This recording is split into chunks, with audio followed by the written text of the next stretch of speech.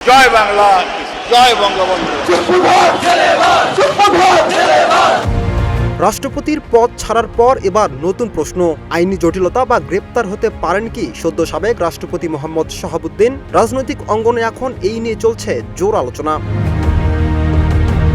2024 সালের 5 আগস্টে রাজনৈতিক পট পরিবর্তনের পর থেকেই সাবেক রাষ্ট্রপতি মোহাম্মদ শাহাবুদ্দিনকে ঘিরে বিতর্ক ছিল তীব্র। বিভিন্ন রাজনৈতিক দল, বৈষম্য বিরোধী ছাত্র আন্দোলনের নেতারা এবং কয়েকটি সংগঠন তার পদত্যাগের দাবি জানায়। তাদের অভিযোগ ছিল সাংবিধানিক দায়িত্ব পালনে তিনি নিরপেক্ষতা বজায় রাখতে পারেনি, বরং তৎকালীন সরকারের প্রতি পক্ষপাতমূলক অবস্থান নিয়েছিলেন। সমালোচকদের দাবি, বিভিন্ন রাষ্ট্রীয় সিদ্ধান্ত ও কর্মকাণ্ডে তার ভূমিকা একপক্ষপাতিত্ব ছিল। এ কারণে বৈষম্য বিরোধী ছাত্র আন্দোলন সহ কয়েকটি রাজনৈতিক পক্ষ তাকে ফ্যাসিবাদী ব্যবস্থার অংশ আখ্যা দিয়ে রাষ্ট্রপতির পদ থেকে সরে দাঁড়ানোর দাবি তোলে।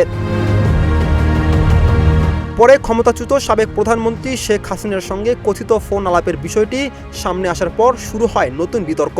যদিও এই বিষয়ে আনুষ্ঠানিকভাবে কোনো তদন্তের ফলাফল প্রকাশ করা হয়নি।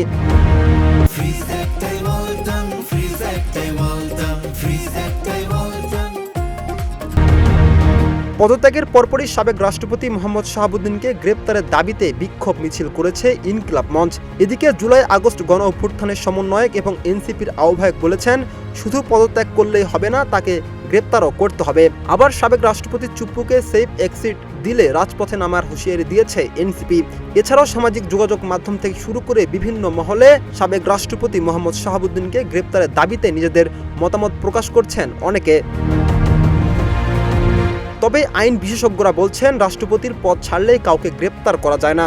তার বিরুদ্ধে যদি কোনো সুনির্দিষ্ট ফৌজদারি অভিযোগ, তদন্ত এবং আদালতের নির্দেশ বা আইনগত ভিত্তি থাকে, তবেই পরবর্তী আইনি পদক্ষেপ নেওয়া সম্ভব।